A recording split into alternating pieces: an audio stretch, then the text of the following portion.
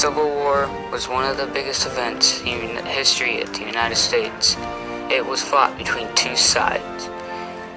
The Confederate States of America, led by Jefferson Davis in the South, and the United States of America, led by Abraham Lincoln in the North. The Confederate States wanted slavery, which was one of the biggest reasons for this war. The Northern States did not. Even though Abraham Lincoln was not against it, he just wanted the Southern States to join the Union again. But we are going to focus on Jefferson Davis, who after his career in the military, served as a senator and secretary of war under Franklin Pierce before his election as the first and only president of the Confederate States of America. After this war, which the Northern States won, Jefferson Davis was indicated for treason, even though he was never tried. When he was 16, President James Monroe requested that Davis become a cadet at United States Military Academy in West Point, New York. He graduated 23rd in his class. After graduating, was assigned 2nd Lieutenant and 1st Infantry. He fought in the Black Hawk War of 1831. In March 1833, he was promoted to 1st Lieutenant and was transferred to the Black Dragons.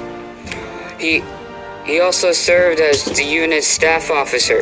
In June 1835, he married his chief commanding officer's daughter, Sarah Taylor, who and her father turned out to be President Zachary Taylor.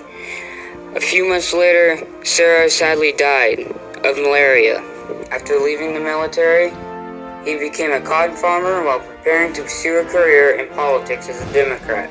He participated in the governor-neutral campaign. He also served as a delegate at the Democratic National Convention. While there, he was known for his powerful speeches, which put him in high demand. He became an elector for Polk and Dallas. In 1845, he won election into the House of Representatives and claimed his seat in Congress, which got him more attention from the public. He remarried Verena Howell, which helped him create a connection with Mississippi planters, as Verena's family was of that class. In Congress, he was known for his charismatic and passionate speeches. After the war, Davis was appointed the Senator of Mississippi, a seat that was open from the former senator's death. After serving the rest of the former senator's term, he was elected for an additional term. When he was a senator, he advocated for slavery and states' rights. He was against the admission of California as a free state to the Union. He held a seat in the Senate until 1851. After that, he unsuccessfully ran for governorship in 1853. President Franklin Pierce appointed Davis Secretary of War. After 1857, he returned to the Senate, where he continued to support southern slave states. He stayed until 1861, when Mississippi left the Union. When the formation of the Confederate States, Davis was appointed president of the CSA on February 18, 1861.